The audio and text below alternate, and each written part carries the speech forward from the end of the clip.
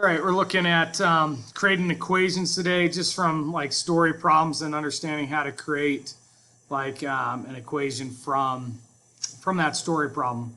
So probably the hardest thing I see with students have is understanding the vocabulary that comes with this, understanding what each of them means in terms of a mathematical equation. So, for example, if I have like the word is, that's like equivalent to the equals sign, okay? So if you see is, that's usually equals. Quotient usually refers to like divide or like some sort of fraction. One of the ways you can either write it as, again, as a fraction or a divide. So if I had like the quotient of x and 2, that would be x divided by 2. So that's what that's referring to there.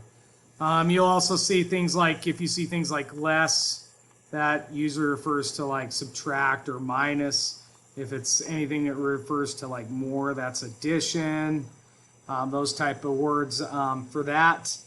Couple other things to keep in mind, if like, and I say more or less, like anything that relates to that, like other words that are more like increase, other things that are less or decrease or reduce, those type of things are referring to subtraction and additions. Usually, so we've got addition, subtraction, and division. Usually if you see something that's referring to multiplication, they'll just tell you multiplying or times. Those are some vocab words that they usually use for that, okay? So let's just go through some examples. I think that'll help as we go through some examples here, okay? So this first one here, let's say you buy a magazine for $3 and some candy bars for $2 each. And you spend $19. We want to write an equation for that situation and solve how many candy bars you bought. So for this one, because we only bought one magazine, we don't need a variable for that, but we need to represent how many candy bars we bought. So if we use, let's just use the variable x for candy bars here. And so since we spent $3 on a magazine plus $2 for each, we're going to go, whenever we see this each, that usually means times. So this will be 2 times x because it's $2 per candy bar. So we have to actually times those together. And then because we spent a total, that word total is a good another word for is or equals to. So that's going to be equal to 19 in that case. So there's my equation right there. We did that first part. We want to write an equation where we're trying to solve for candy bars here.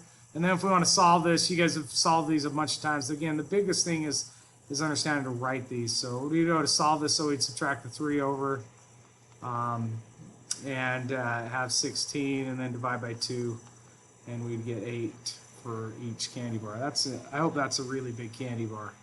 Not gonna lie. So okay, let's look at a couple others here. This one says, how old am I if 50 reduced by 3 times my age is 206? So we want to write an equation for this and then solve it again. So I've got 500 and I'm reducing, so I'm going to minus by 3 times my age, and I don't know my age, so we're going to use the variable x for my age. Again, x is representing what my age is, so equals 206.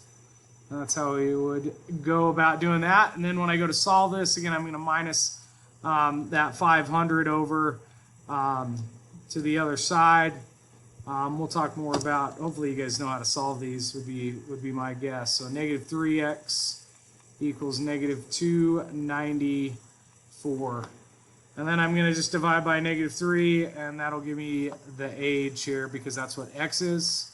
And that gives me 98. So that would be x there. So now you guys know I'm 98 years old. I'm probably the youngest living 98-year-old you'll ever see. So those are some good linear ones, guys. Let's look at one that involves area here. We involve equations that involve area as well. So for example, let's say we have a square field. Okay, so I've got a field, remember a squared field, so my length and my width are the exact same, okay?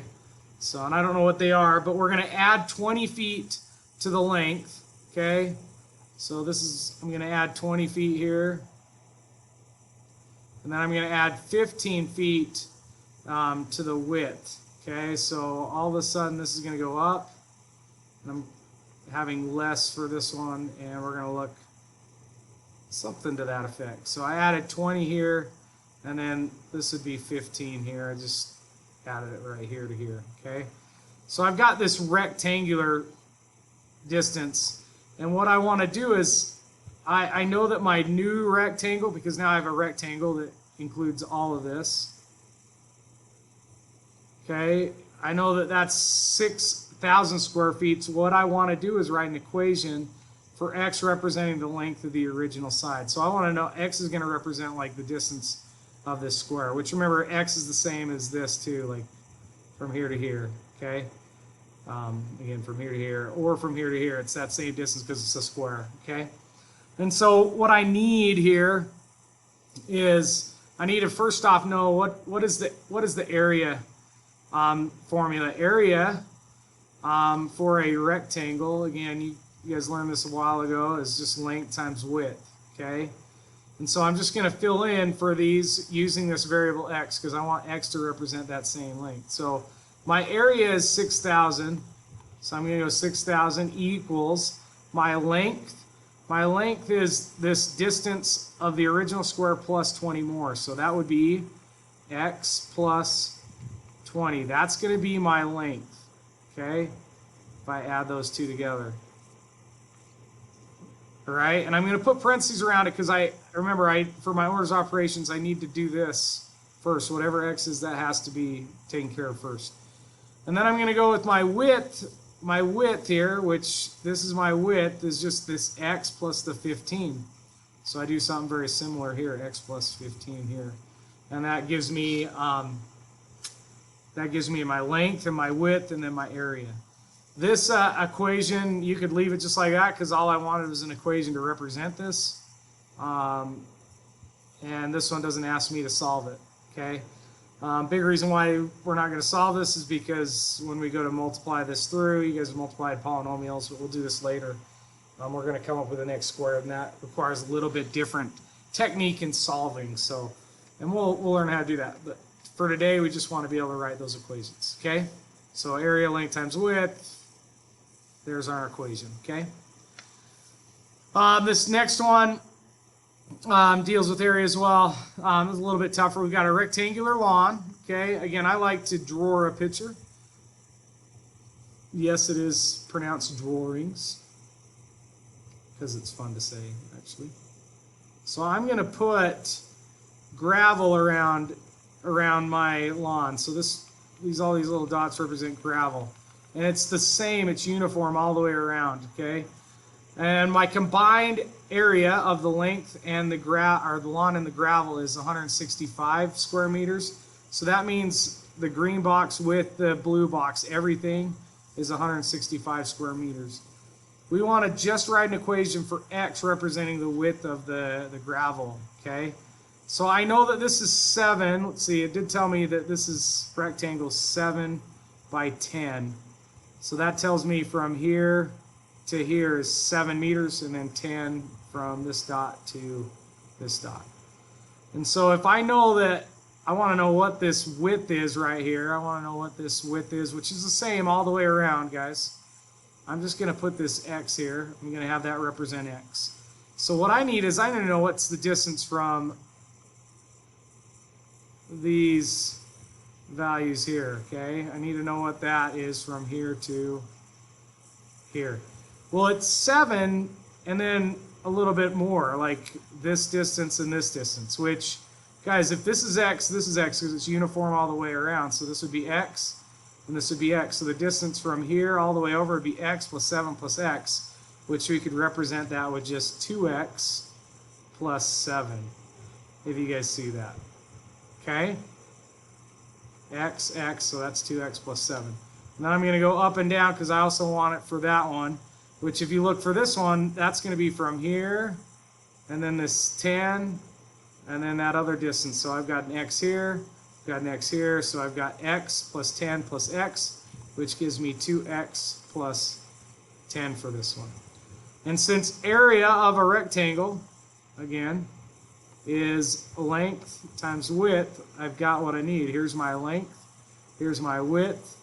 I know my area here is 165, so I'm going to go 165 equals my length, so 2x plus 7.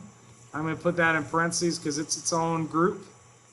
And then 2x plus 10 for my other group for my width. And that would represent that. And I do not need to solve this.